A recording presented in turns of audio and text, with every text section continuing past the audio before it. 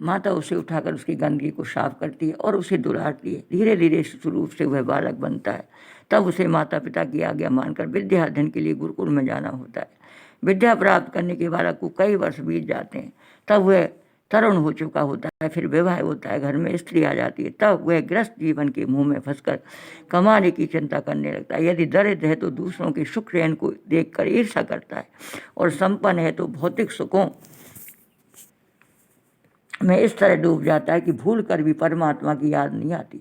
जिसने अपने पूर्व जन्म में उत्तम कर्म नहीं किया उसे दरिद्रता आठों पहरे गहरी रहती है, और संतान उत्पत्ति के पश्चात उनके भरण पोषण की चिंता में और अधिक दुखी होता है, और असत का सहारा लेकर दूसरों के धन का अपहरण करके धन कमाता है।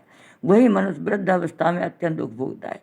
समस्त कर्म इंद्रियां शिथिल हो जाती हैं, धन कमाने की शक्ति क्षीण हो जाती है, और दरिद्र होने के कारण पुत्र भी उसका आदर नहीं करते।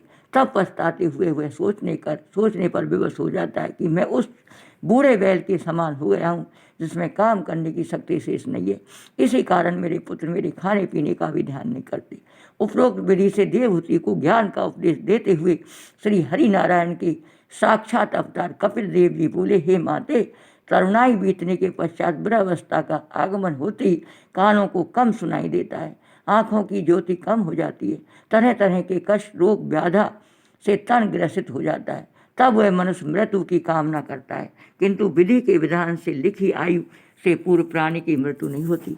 अतः दुखों के कारण अत्यधिक विचलित होकर उसको रोना आता है। यमदूत अपना भयानक रूप दिखाकर आतंकित करते हैं, जिससे डर कर वह मनुष्य मल मूत्र त्यागने लगता है, किंतु उस समय उसकी वाणी क्षीण हो जाती है, बोलने की शक्ति समाप्त हो जाती है, और वह किसी से कुछ भी कह नहीं पाता। और उस समय उसके परिवार के लोग झूठी प्रीति दिखाकर रोते हैं, विलाप करते हैं, जिससे उसका मन और अधिक दुखी होता है। मृत्यु के नज़दीक जाने वाले मनुष्य के मुँह में गंगा जल एवं तुलसी पत्र डालना चाहिए। श्रीमद् भागवत कथा अंत समय में सुनने वाला भी प्रभु की कृपा पाकर मोक्ष गति को प्राप्त होता है, किंतु ऐसा कोई नहीं करता।